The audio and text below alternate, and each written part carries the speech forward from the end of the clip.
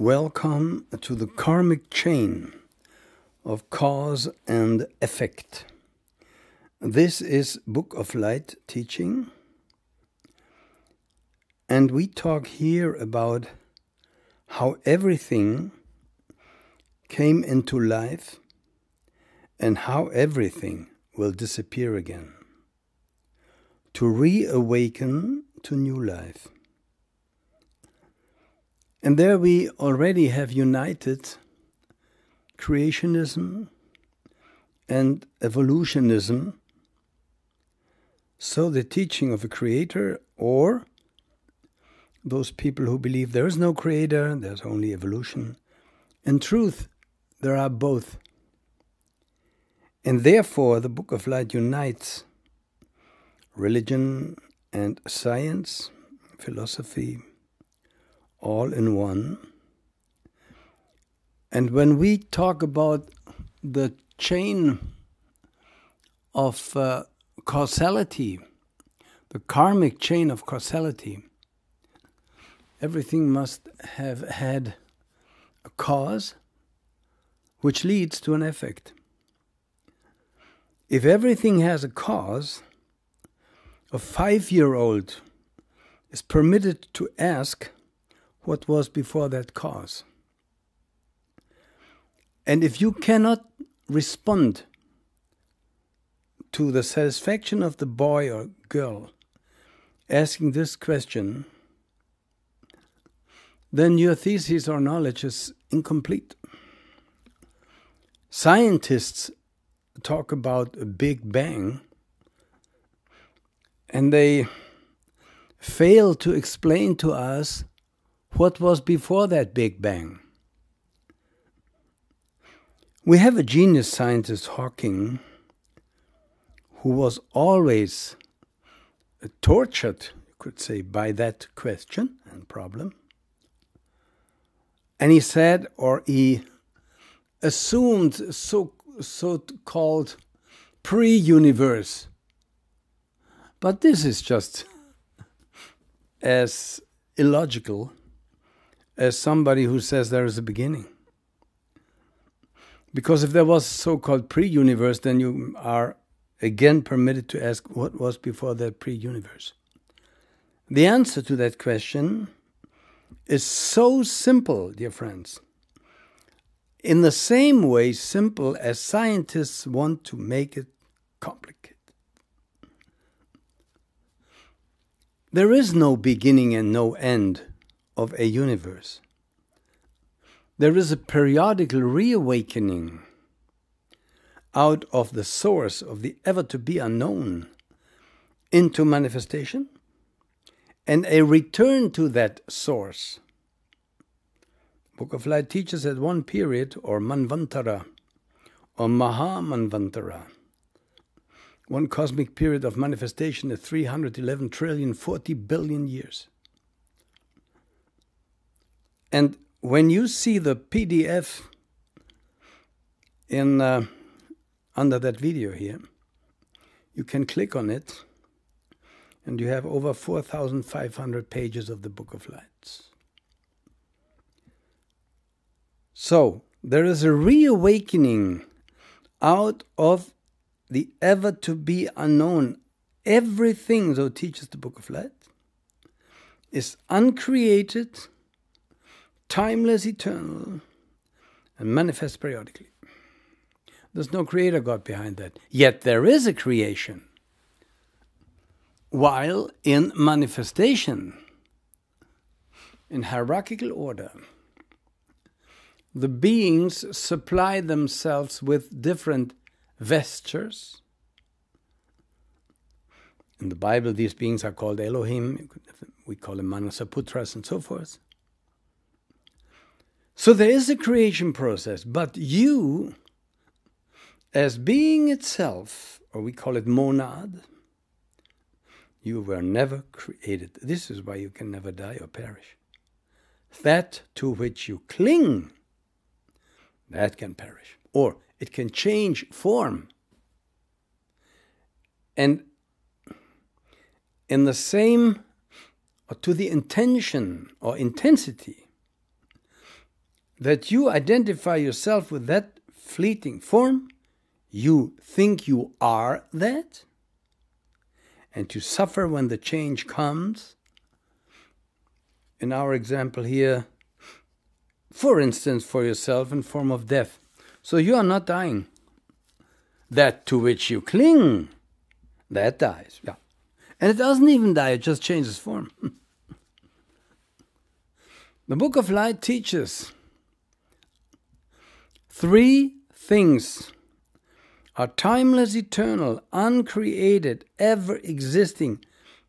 What the religions claim of their God, that he was always there, we say of everything. 3 things. All beings, the source, and root matter or primal matter. These 3 interact periodically. That leads to the appearance or to the reappearance and disappearance of the entire universe over and over and over again. But you can detach from it. You can escape that cosmic wheel, that samsara, which is more or less a spiral movement. That samsara of reincarnation. The entire universe, with everything in it, is the reincarnation of that universe prior to it. And when this universe disappears, then everything rests again. You find that in the Bible when it says God rests for 7 days. It's just a symbolic definition of it, allegorical. And after that period of rest, everything appears again. So therefore, there is, in one sentence, the truth revealed as follows. Everything leaves unconsciously the source and returns consciously to it. That's it. That's all. Of course, that from the moment of reawakening to the moment of disappearing, 311 trillion 40 billion years. For now, dear friends, I will not proceed as I maybe should in explaining the universe, the entire universe with everything in it, and the reincarnative process. That is all written in the Book of Light that you find here at no expense. It's a PDF, you can read it. But I will, for now, be concerned with the human body, with the human being, which is, according to the teaching, the 4th step.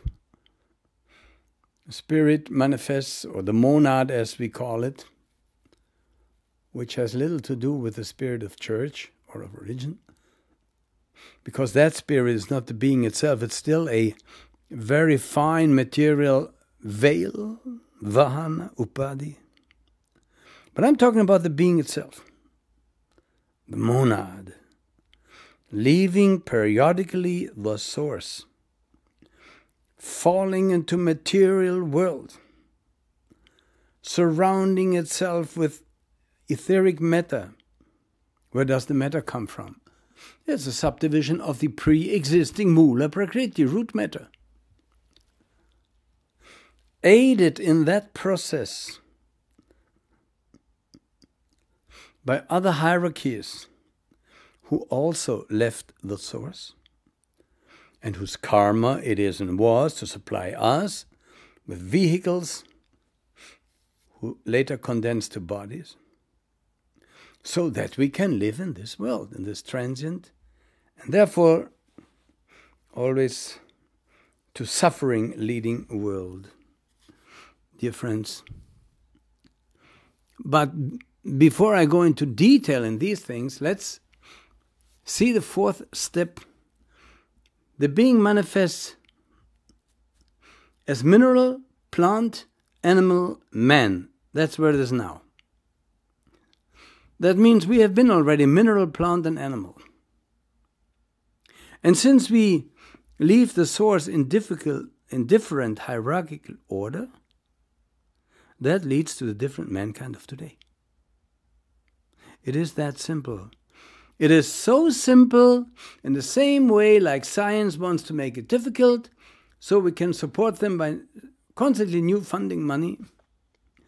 You can spare a lot of money, dear scientists, if you click on the PDF and study the Book of Light. So I jump from the so-called Big Bang, which per se does not exist as a first Big Bang, but it is a reawakening, a periodical reawakening. I make a quantum leap to the human being and the chain of reincarnation, the karmic chain of cause and effect. And you are bound on that chain since you were mineral, plant, animal, and now you are the being in the human kingdom. This is the chain of causality concerning your life. You as a person, you who are attached to something, who identify yourself as something that you basically are not. Otherwise you wouldn't be afraid of dying. Something dies that you are basically not, but to which you cling. Why? Because it brings you joy, it brings you happiness. Of course, it brings you also suffering. Is there something beyond that? If there's only this life, there's no need to continue talking. Then I would say, live as you want to live. You know, these YOLO people. You know, one life only. You know. Then you can be as good and as bad as you want to. Why bother? Why have any ethic or responsibility? You're dead after that, if there's only one life. I would be the first teacher to teach you the greatest debauchery, the greatest sense enjoyment that you can imagine. If there would only be one life, then we don't have to go to talk any longer. So for those of you who are still there, I say you are chained to the chain of cause and effect, chain of causation, chain of reincarnation. As you sow, you shall reap, life after life. And that leads to the first statement of the Book of Light, counting for a solar angel, for Brahman, Krishna, the highest being a manifestation. Life is suffering. To live is to suffer because of the transiency of everything. A transiency of which we are not so aware when we are young, and then it seems forever young, forever young. Then comes the first pimples, not the pimples of puberty, but of age. And then comes old age and death, if you live that long. And your desire for life, the moment of death and even before, accumulated during life, leads to your reincarnation. Then you could say, hey, wonderful. So I come back over and over again. The Book of Light teaches you how to A, wisely come back, to suffer as little as possible.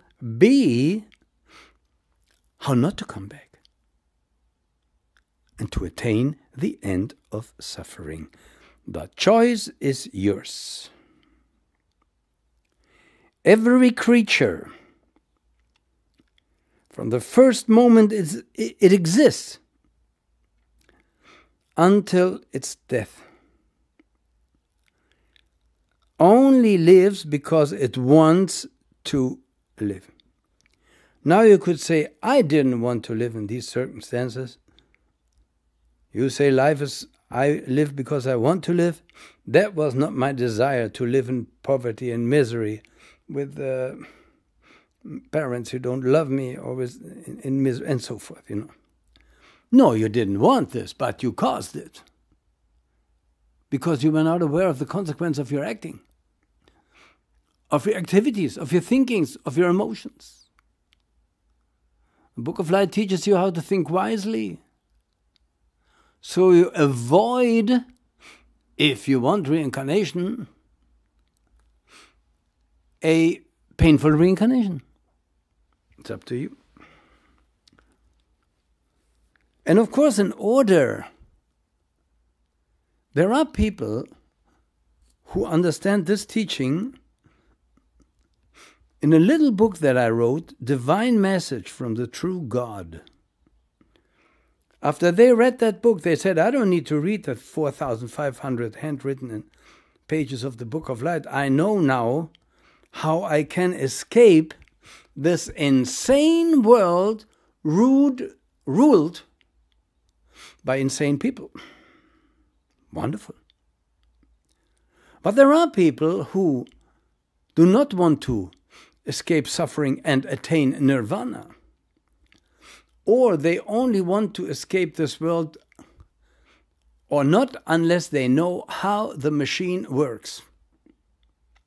That's taught in the Book of Light. Go to the PDF, it's free. That is taught in the Book of Light. Then you can decide, you want to be part of the machine? Or you say, no, I understood now. I will not be part of this machine. I want to return where I came from, and the Book of Light teaches you will return there anyway, at the relative end of time, because time is nothing but the awareness of transiency. So if we return anyway, what's the big deal? Well, it spares you a lot of suffering. And many people return until having attained, or before having attained liberation. The wheel of life and death is the wheel of suffering. Although there are wonderful, we'll talk about that.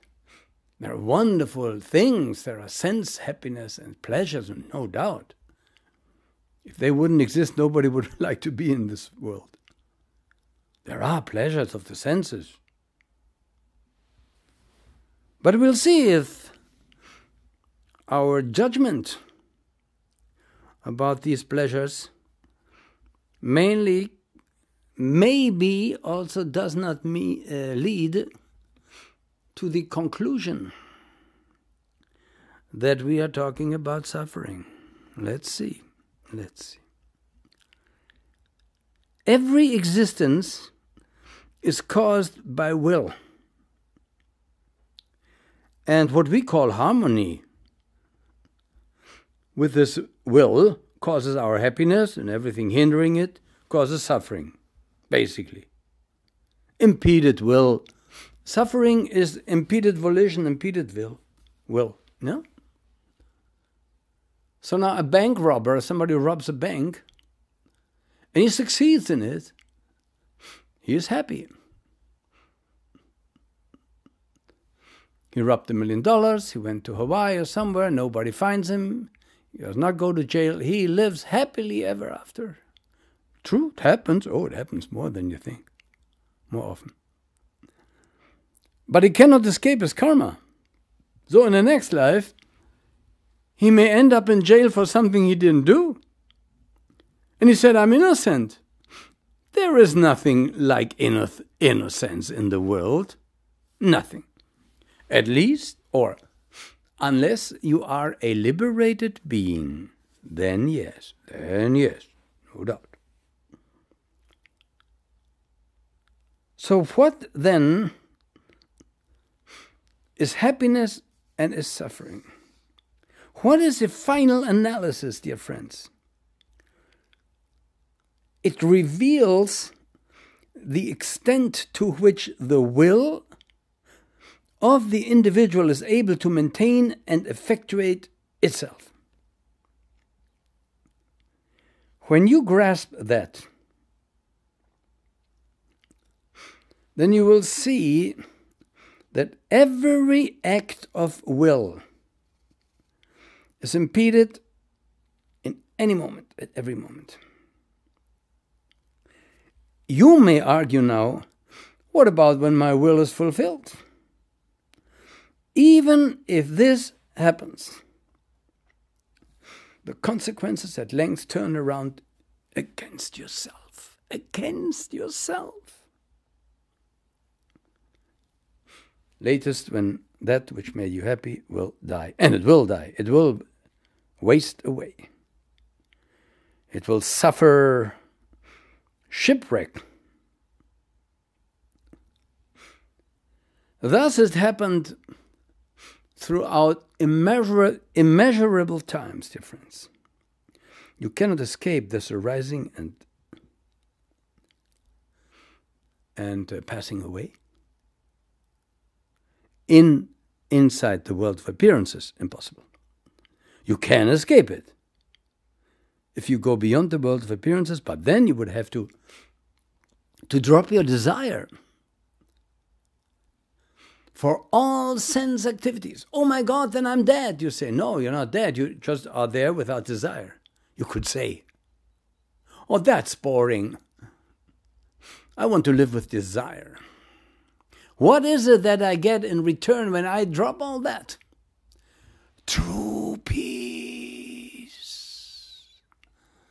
A peace of which the normal, ordinary person has no idea what it is, just in its first step even. In its first steps. It is a going inside, always inside, always inside.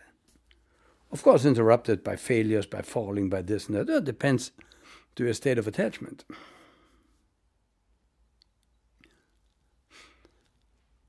Welcome to the Book of Light, which teaches you to rethink everything that you thought for 150 billion years, because this is already as long as you are here, maybe, in this period of cosmic manifestation. You were taught, and even now in schools you are taught to manifest yourself in this world and to do this, to that, to become this, to that. We teach. You are persona non grata on terra incognita. You are not welcome here. Otherwise, you could stay. But you're not permitted to stay. You're pushed out over and over again, life after life. This is the shocking truth for those who have ears to hear, eyes to see, and a brain to think. There is no life. There is only death. Nature could also be called mortur, natura mortura. Everything you see is wasting away. It's in a dying process. Birth is the beginning of a death process, of a dying process, and death is the end of it. And your desire brings you back. And again you want to die, because there is no life. Although we will use the term life now in these topics concerning Book of Light and reincarnation and so forth. Man should not rule over man. Let knowledge rule again. The Book of Light, Book of Books, and Savior of mankind. Aum.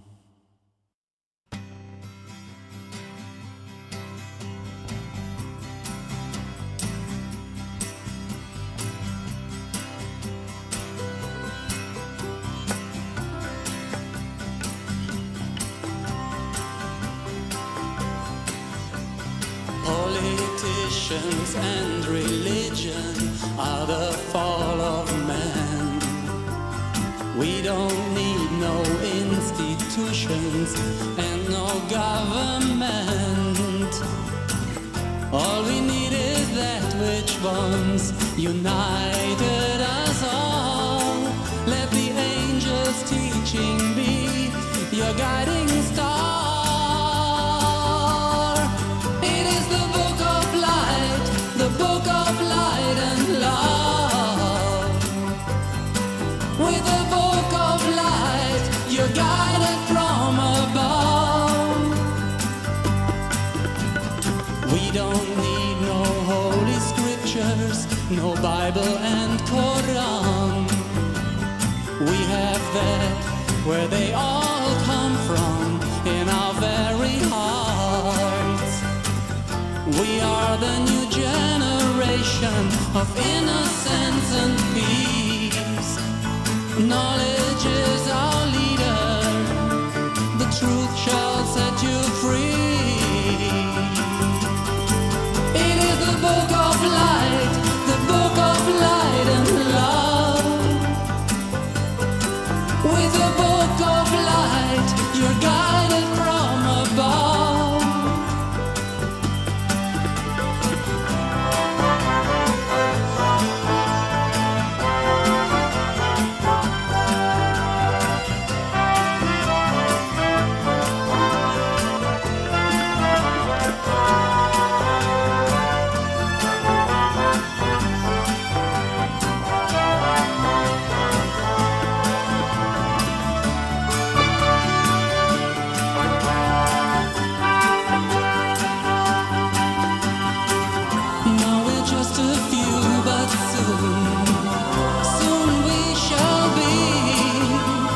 Living in a world of peace.